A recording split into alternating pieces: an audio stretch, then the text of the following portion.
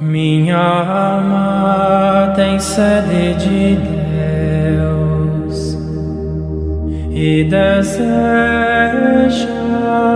o Deus vivo.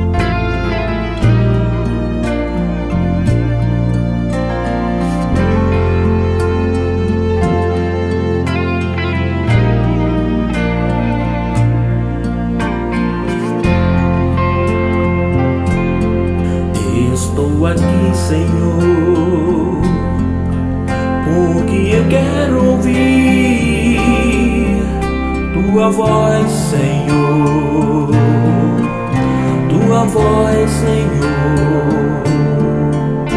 Ó Deus, minha vida te entrego para te servir. Aleluia, Senhor, eu quero ser mais de Ti.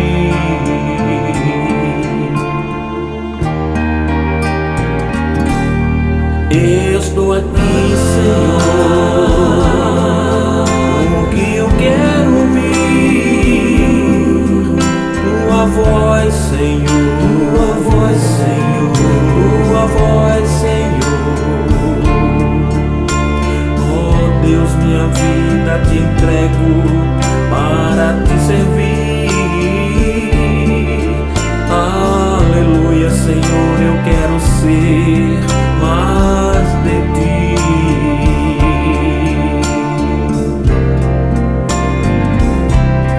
Se pra sorrir, meu Pai, ou pra chorar, eu sei. Quem sou eu, Senhor? Quem sou eu, Senhor? Sem Ti nada sou, sem Teu Espírito Santo em mim. Eu sem nada sou, sem Teu Espírito Santo em mim.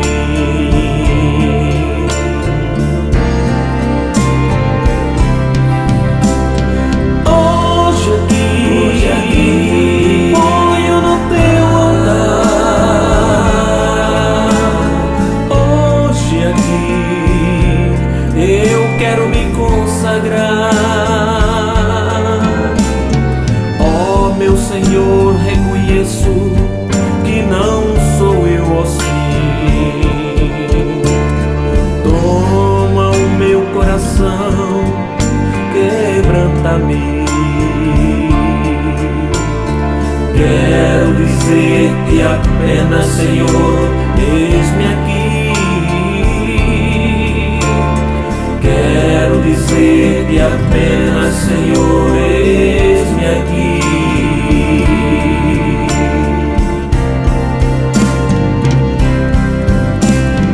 Hoje aqui ponho no Teu altar. Hoje aqui eu quero me consagrar. Ó meu Senhor, reconheço que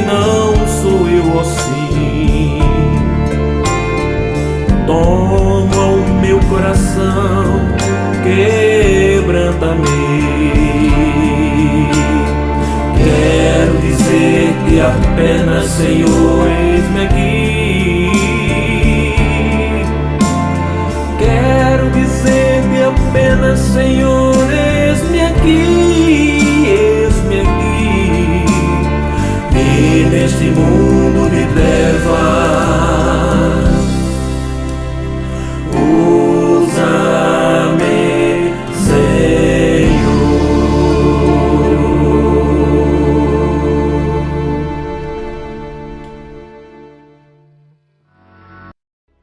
Eu quero, nesta noite, compartilhar com brevidade um texto da palavra com a igreja, tendo como referência o evento que marca a mudança, a transição de toda forma de comunhão do homem com Deus. Peço que Multimeios projete em João, capítulo 20, a partir do versículo de número 11. O texto tem como epígrafe: Jesus aparece a Maria Madalena. Mas esse texto ele é muito pobre para expressar efetivamente o conteúdo da palavra que está posta aí na expressão do apóstolo João. No primeiro dia da semana, Maria Madalena foi cedo ao túmulo, sendo ainda escuro, e viu a pedra removida. A abertura do texto no capítulo de número 20 de João. A partir daí, acompanhe nos versos de número 11 a seguir. Maria, porém, estava junto à entrada do túmulo, chorando. Enquanto chorava, abaixou-se e olhou para dentro do túmulo, e viu 2 anjos vestidos de branco, assentados onde jazera o corpo de Jesus, um à cabeceira e outro aos pés. Eles, os anjos, lhe perguntaram: mulher, por que choras? Respondeu ela: porque tiraram o meu Senhor e não sei onde o puseram. Tendo dito isso, virou-se para trás e viu a Jesus em pé, mas sem saber que era ele. Disse-lhe Jesus: mulher, por que choras? Quem buscais? Ela, cuidando que era o hortelão, disse-lhe: Senhor, se tu levaste, dize-me onde o puseste e eu o levarei. Disse-lhe Jesus: Maria. Ela, voltando-se, disse-lhe: Rabone, que quer dizer mestre.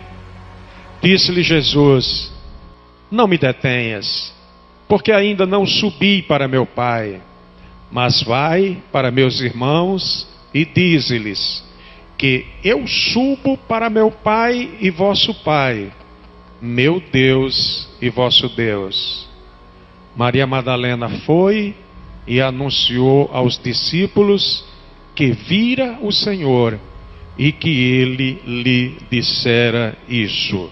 Amados, esse texto ele reflete para nós um momento singular. Na realidade, ele inaugura uma fase na vida da humanidade, na qual o Filho de Deus, encarnado no ventre de Maria, numa ação poderosa, incompreensível, mas gloriosa do Espírito Santo, o Filho de Deus fez-se homem, habitou entre nós, viveu como vivem todos os mortais, exceto não conheceu o pecado. Como criança, nascida de ventre de mulheres, como todas as demais na história da humanidade, pelo menos até agora. Ontem tivemos a publicização ou a comunicação pública de um evento muito interessante. Não sei se todos se aperceberam da singularidade do fato. Pela primeira vez, uma pessoa que nasceu sem útero gerou um filho. Pela primeira vez na história da humanidade, pelo menos reconhecido pela ciência. Uma pessoa que nasceu sem útero gerou um filho. E eu estou dizendo uma pessoa porque a distinção de gênero passa por algumas características que nenhum movimento social vai conseguir mudar. Só gera filho se tiver útero.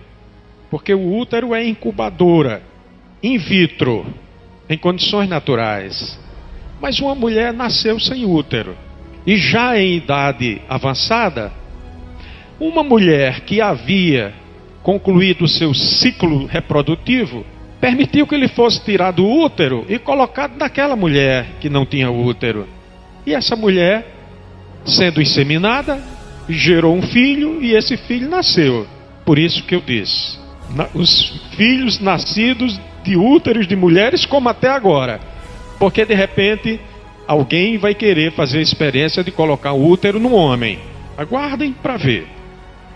Porque os homens que estão buscando adotar as características femininas irão muito em breve reivindicar isso também para provar que são mulheres na completude do termo. Fecho parênteses. Jesus cresceu como qualquer criança, desenvolveu-se. A Escritura é precisa dizendo que o menino crescia em estatura, em conhecimento e em graça. Ele crescia fisicamente, ele crescia intelectualmente, mentalmente, mas ele crescia também espiritualmente na graça de Deus. Assumiu seu papel na sociedade como qualquer outro jovem da sua época, antecipando e quebrando paradigmas, quebrando barreiras. Ele, inclusive, assumiu um papel que não cabia a adolescentes, como, por exemplo, ensinar na sinagoga dos judeus, no templo em Jerusalém. Provavelmente ele era um dos professores da sinagoga lá em Nazaré.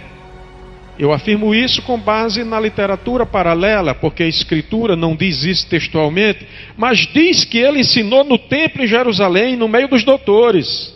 A criança assumiu o papel à frente da sua casa, como arrimo de família, morrendo seu pai José prematuramente. Ali ele assumiu esse papel. Papel que foi delegado ao seu irmão Tiago, o primeiro filho de Maria, nascido de José, seu marido. O segundo, portanto, o segundo filho de Maria. O primeiro foi Jesus, nascido do Espírito.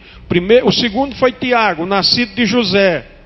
Mas ele assumiu um papel extraordinário, o papel exclusivo que só a ele coube assumir, o papel de redentor da humanidade, quando lá na cruz ele subiu, entregou a sua vida e ele avisou: eu a dou, o Filho do Homem a dá, mas vai tomar de volta.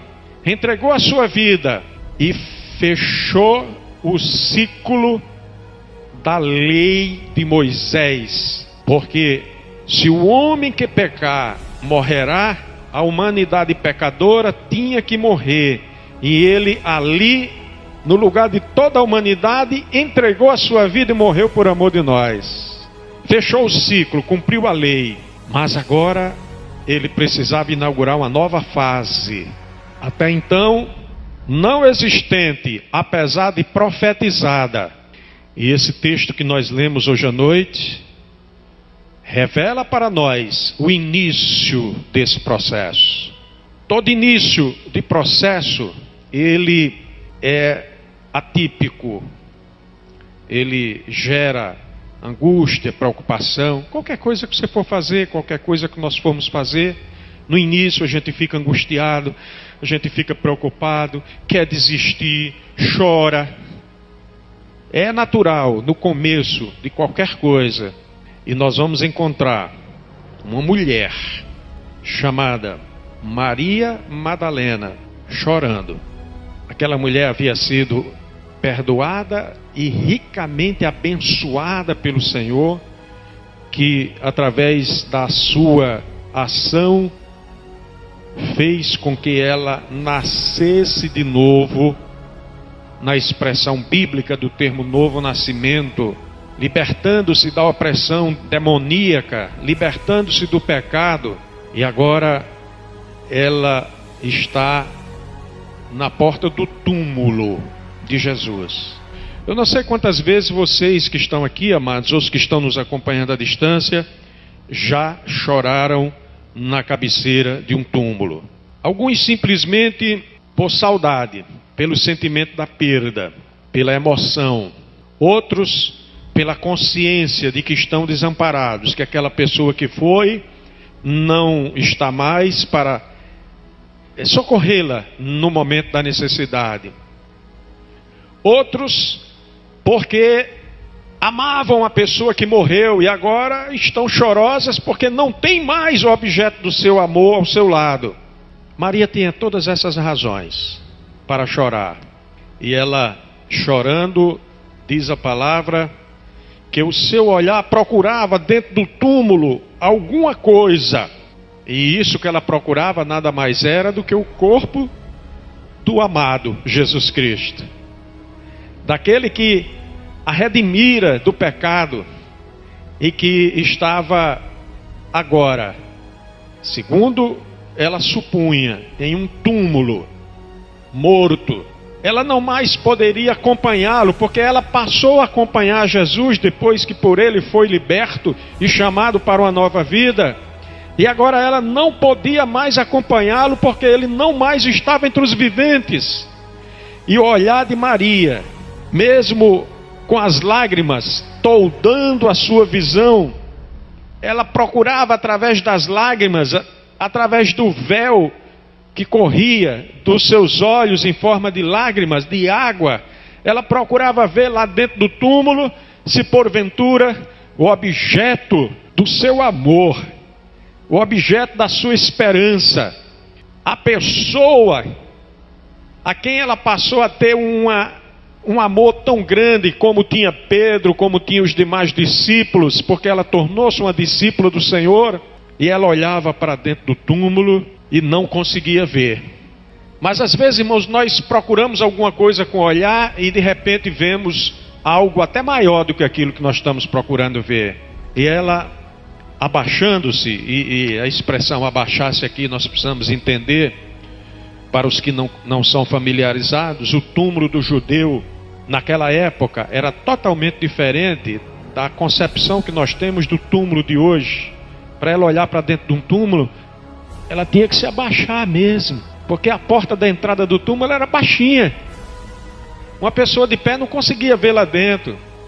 E ela abaixou-se, e para surpresa dela, quando ela abaixou-se procurando ver o corpo do Senhor, ela não viu o corpo do Senhor, mas viu dois homens trajados de branco, sentando na pedra na qual fora colocado o corpo do Senhor, e que motivou a ida dela até ali para cuidar do corpo.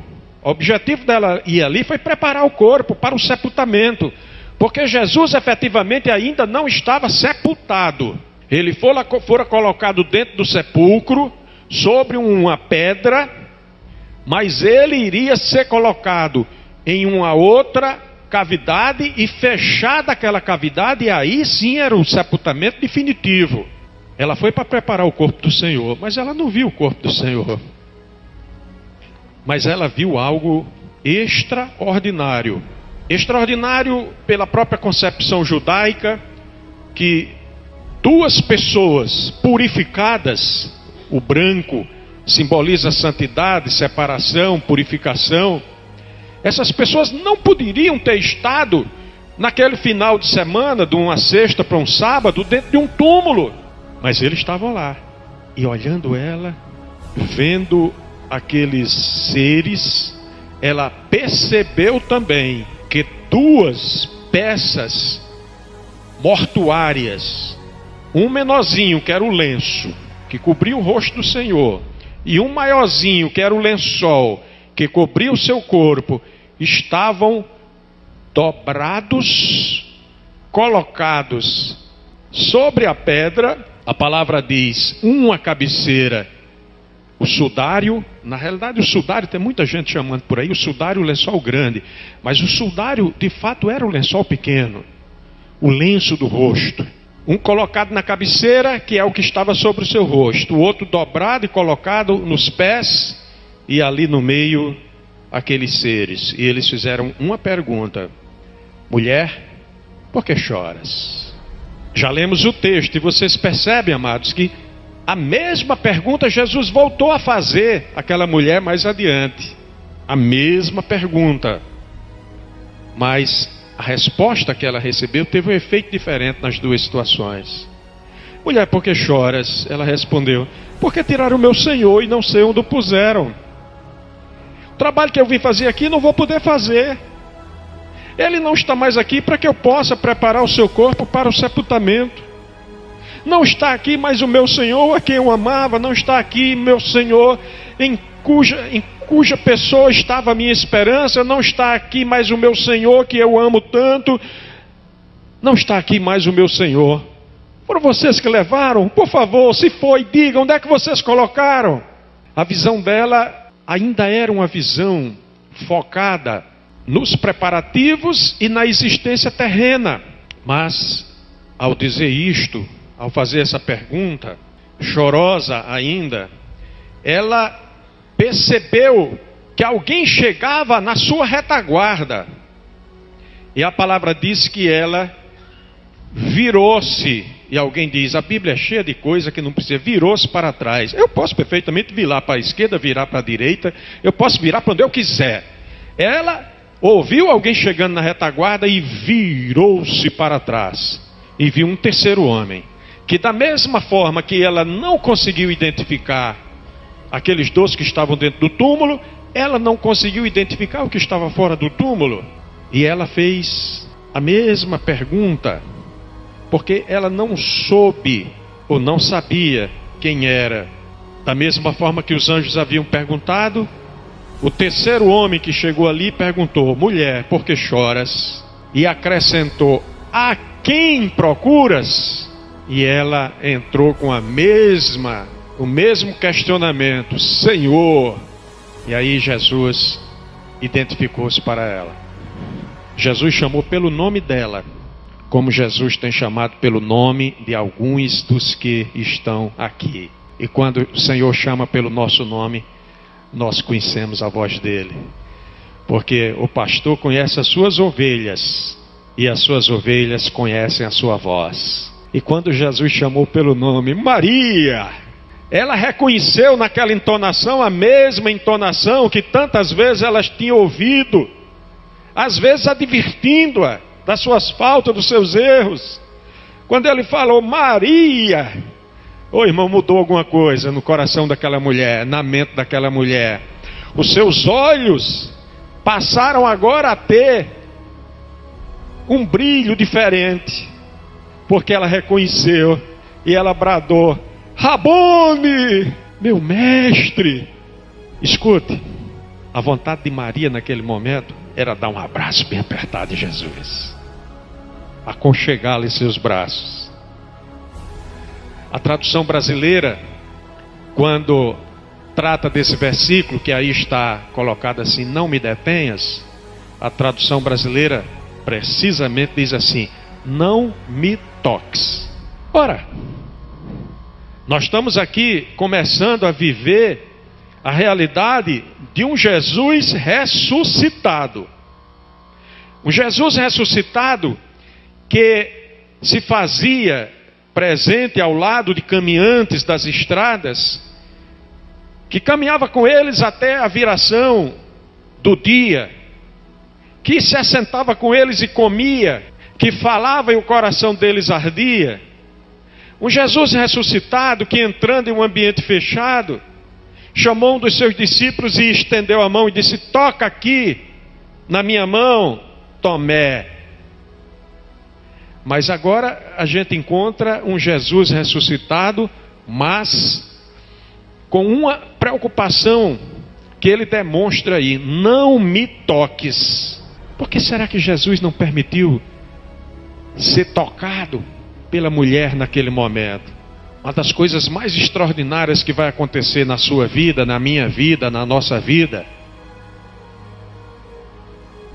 será quando nós assumirmos o corpo glorioso, tal qual Jesus assumiu. E nós temos essa esperança.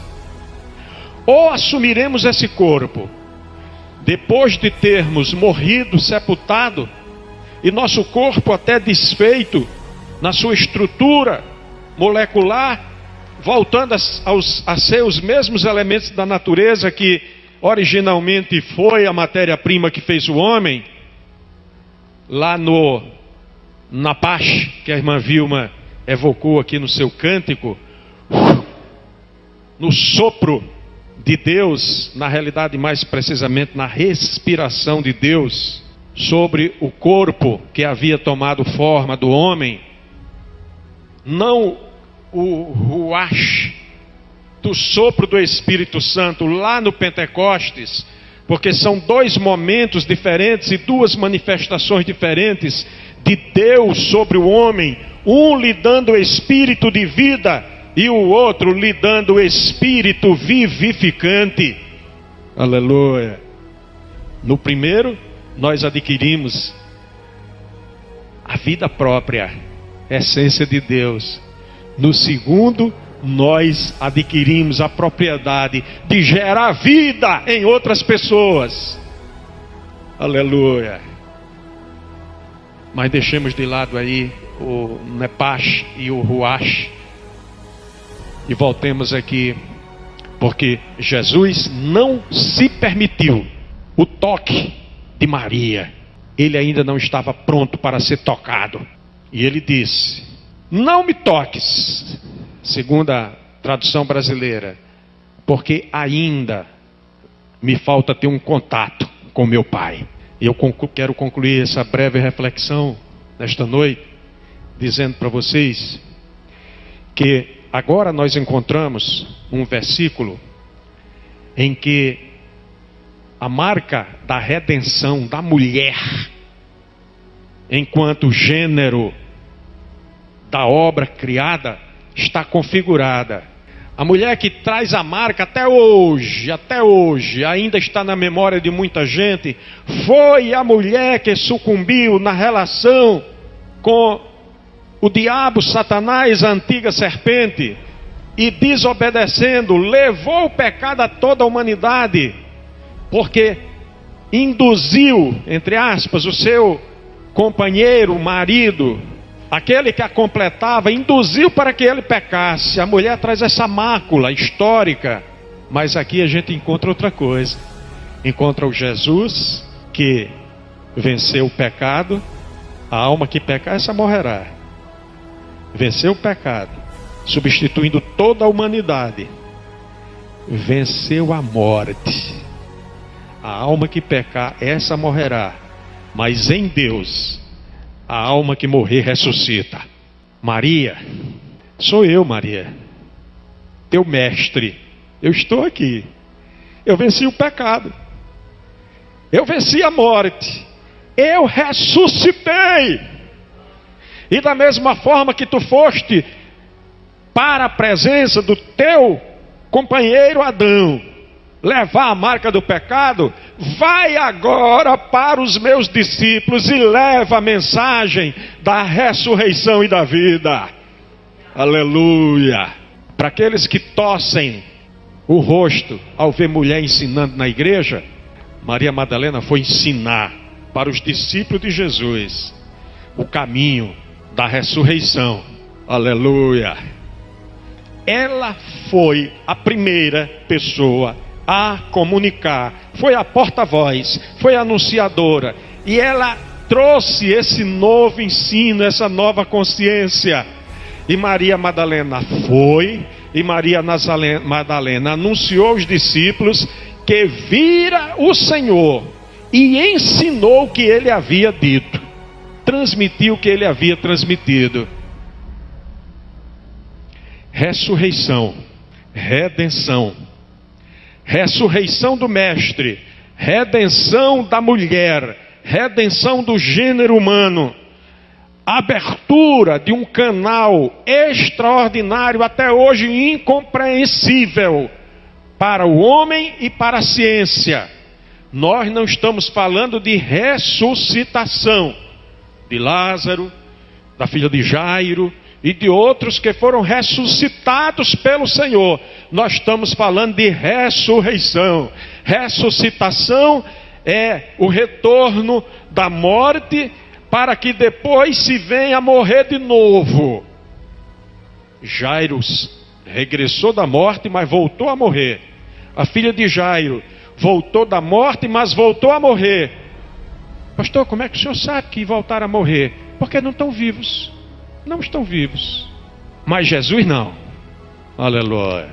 Ele experimentou a ressurreição e a vida plena.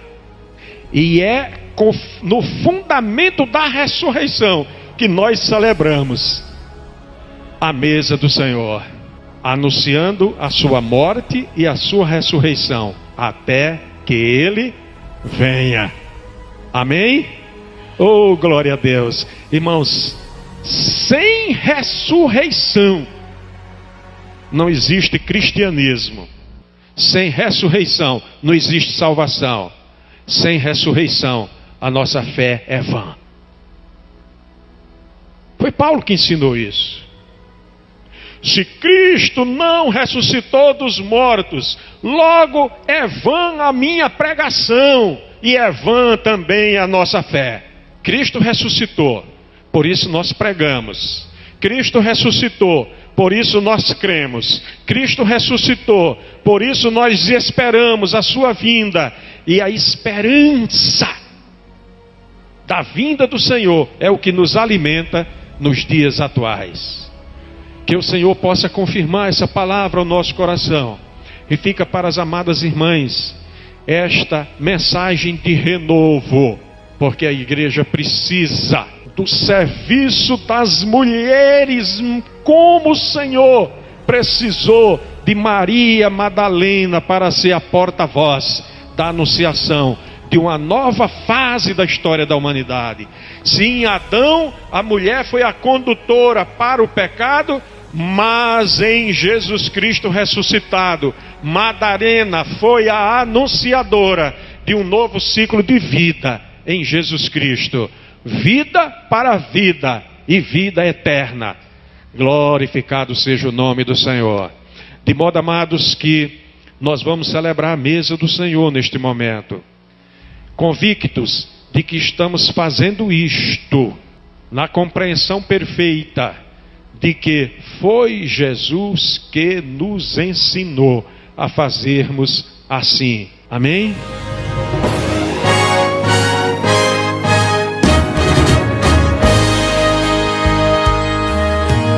Como agradecer ao meu Deus o que fez por mim, bênção sem medida, para provar o seu amor sem fim.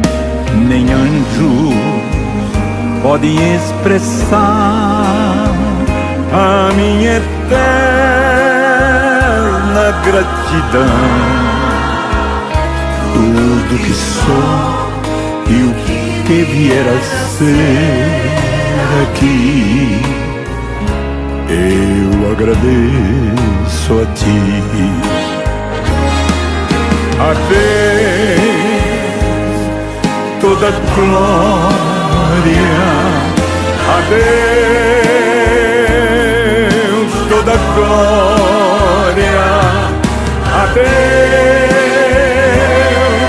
toda glória, pelas bênçãos sem fim, com seu sangue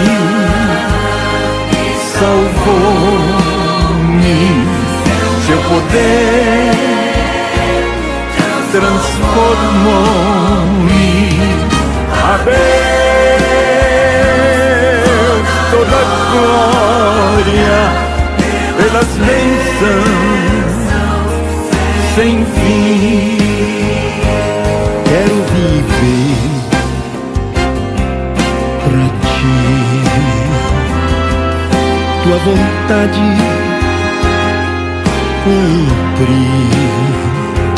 Se algum louvor ganhar, quero entregar ao meu Salvador. Com seu sangue salvou-me, seu poder transformou-me. A Deus toda glória pelas bênçãos sem fim.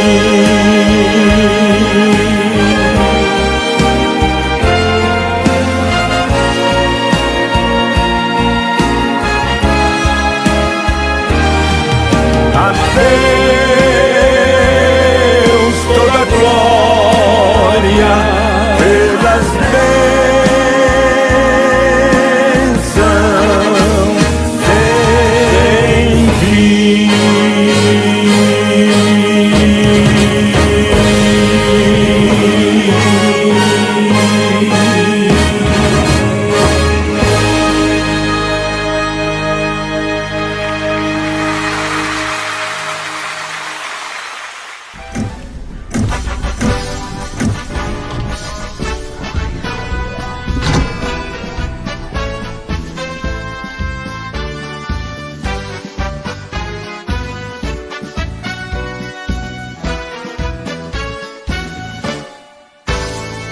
Unidos avante, lutemos com esse ideal avançar.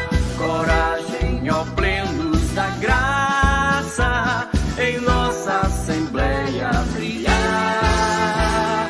Diante do trono de Cristo, veremos a face do Rei, dizendo: bem-vindos, filhos do meu Pai, avante, avante, lutai. Dizendo: bem-vindos, filhos do meu Pai, avante, avante, lutai. Nas lutas não nos prostraremos, vitória, vitória virá. O passado jamais moverá o ideal de um grande projeto de Deus. O passado jamais moverá o ideal de um grande projeto de Deus. Assembleia de Deus, plenitude, cumprir o pedido de Jesus. É ordem de Deus vigiar e orar e as muitas almas ganhar. Assembleia de Deus, plenitude, cumprir o pedido de Jesus. É ordem de Deus vigiar e orar e as muitas almas